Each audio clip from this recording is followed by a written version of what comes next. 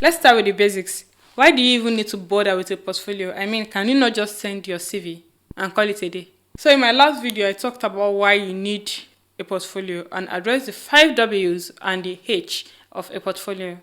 You can check that out in the link in the description.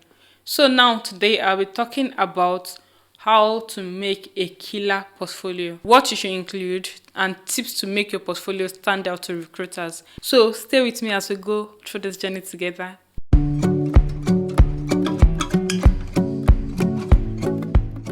Hey PMwithMO fam, welcome back to this channel where we turn every complex product management jargon into simple and relatable gist. So if you're new here, don't forget to hit that subscribe button and smash the like button, and also hit the notification bell so you can stay tuned on all things product management. Today we are diving into something every product manager needs: a killer portfolio. So whether you're a newbie just trying to break into the field, or you're a seasoned professional looking to level up, I've got you covered. So grab your favorite snack, get comfy, and let's get into it. But before you start, give me some seconds to judge senior and experienced PMs that don't have a portfolio. Now, wow, like how do you even do it? How do you showcase your skills? How do you show them that you're what you say you are, or you're who you say you are? How do you show them that you're not just all talks? How do you show recruiters that you are the big deal? All right, let's start with the basics now. Why even bother with a portfolio when you can send your CV and just call it a day? You see, I get this question a lot. I want you to think of your portfolio as your personal highlight reel. It's like that playlist you made in high school.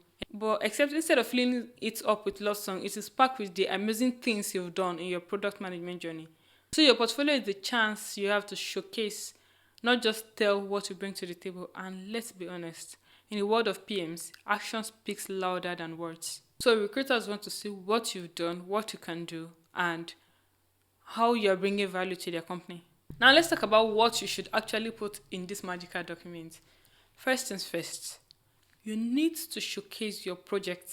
You need to showcase your project. All those late nights, all those endless iterations and sprints, this is where they shine in your portfolio. So for an experienced PM, your goal is to turn your prior project into your portfolio and make up or build up those parts that you are not so familiar with. And then as a newbie, your goal is to use case studies to show what you can offer, what you can do, and how you'd work. Write out every significant initiative you've taken in your career. Create this brain dump of achievements and just implement them, or rather just add them to your portfolio. So I'll say, don't just throw in any project. Pick up those ones that tell a story, the ones where you faced a challenge or you came up with a solution and delivered results.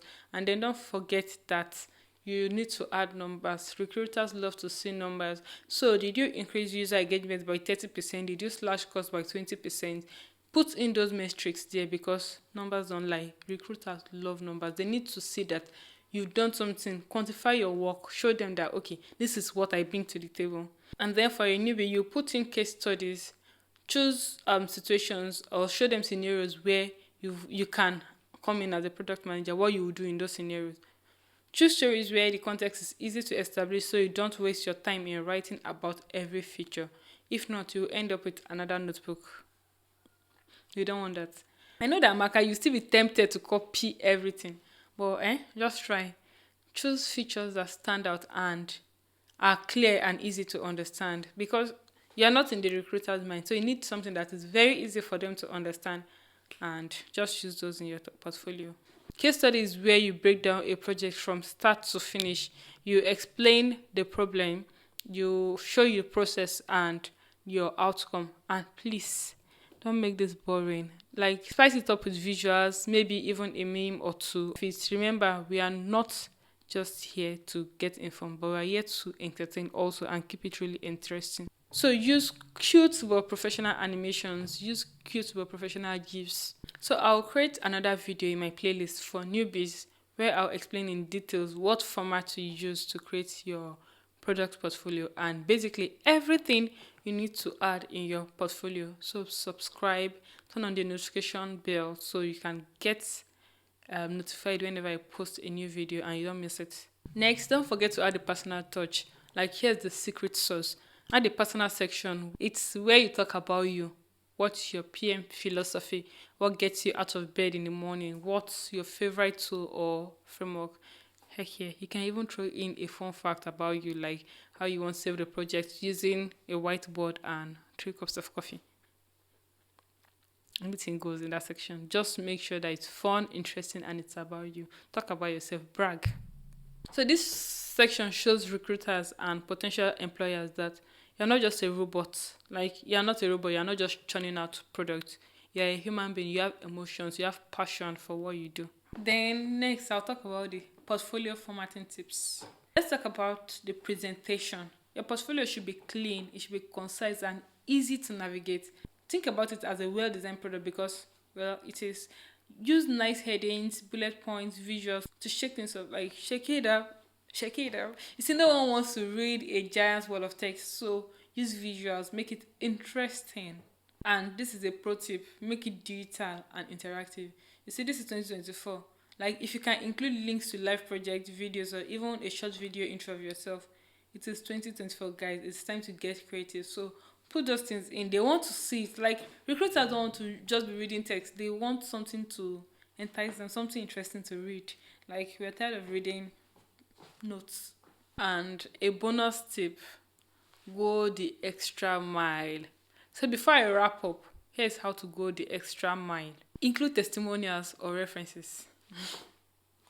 You see, a little praise from a happy client or a former boss can go a very long way. And if you're feeling fancy, add a section for continuous learning. Like show that you're always learning and you're always leveling up by mentioning recent certifications, recent courses, or even recent books that you've read. But show that you're always learning. Add testimonials from your recent boss, your clients, your colleagues. Like let them know that okay, I'm good. I know what I'm doing. Also, while documenting your achievement in your product portfolio, pick a significant feature or initiative you have had an impact on and tell a little story. Also, don't forget to add your tech stack. Mention the tools you have awareness of, along with an indication of your prowess in those tools. This is usually found in your resume, but attempt to contextualize it by sharing what each tool is used for, how you use them, and how you use them while building a product. For example, you can say Canva and Figma for presentation and wireframing suggestion. Then Notion for specs and roadmaps. You use Jira for managing your projects or ClickUp.